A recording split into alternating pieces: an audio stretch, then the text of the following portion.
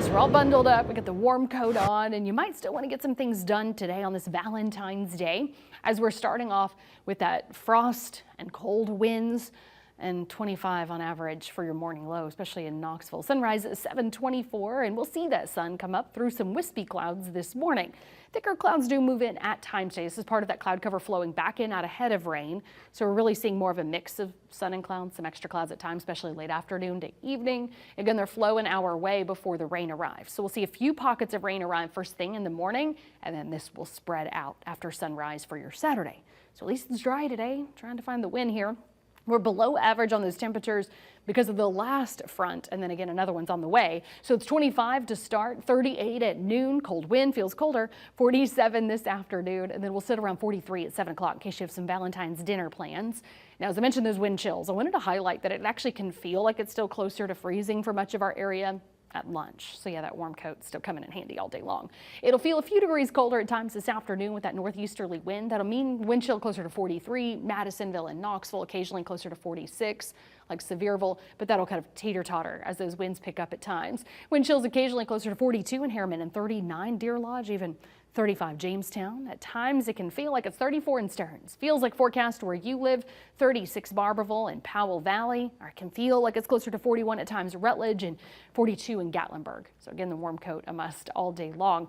Those winds are peaking at about 15 miles per hour today. Winds will start to step up tomorrow afternoon, gusts closer to 20 miles per hour. And then they double down, actually, when the cold front moves through early. Sunday, gusts will be closer to 40 miles per hour. That's when a line of stronger rain and storms blows through early Sunday, and then it'll turn. So we'll still have cold wind gusts closer to 30 miles per hour Sunday afternoon, but a lot of ups and downs ahead. So let's focus on the rain part of that story. The first alert weather day is focused on the flooding risk that comes with this. Again, we still have waterways that are running high from the last system. And here we go, spreading out moderate to heavy rain with some rumbles of thunder in the morning. About an 80% coverage. Notice noon, it's still lined up at the Tennessee-Kentucky line.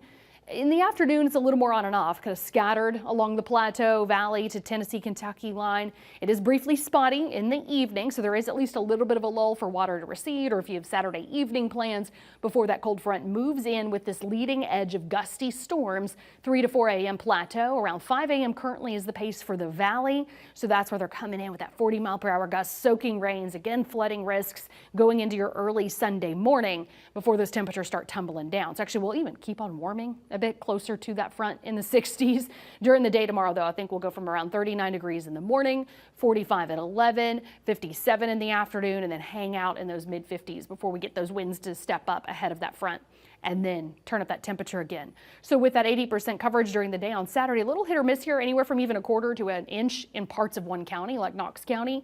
So we have these bands of heavier rainfall, half an inch to an inch for some. Then we fill that in better with that 100% coverage early Sunday morning, late Saturday night, basically. And then a lot of us are in that inch plus of rain. Notice some spots closer to 1.5 inches to 2 inches. And that's as this front moves on. Temperatures will then move down, scattered rain, actually exiting around noon. But as temperatures drop, that changes over to some scattered snow showers. Sunday afternoon still, a few flurries flying in the valley. So the biggest impact here is definitely the cold air for all by Sunday afternoon. Feeling colder, dropping to 38. Again, scattered snow showers in our higher elevations. This leaves us cold to start next week, and we're keeping an eye out still on a midweek system that could bring us some on and off snow Tuesday night into Thursday morning. So definitely keeping that cold air around in your first alert 8-day planner.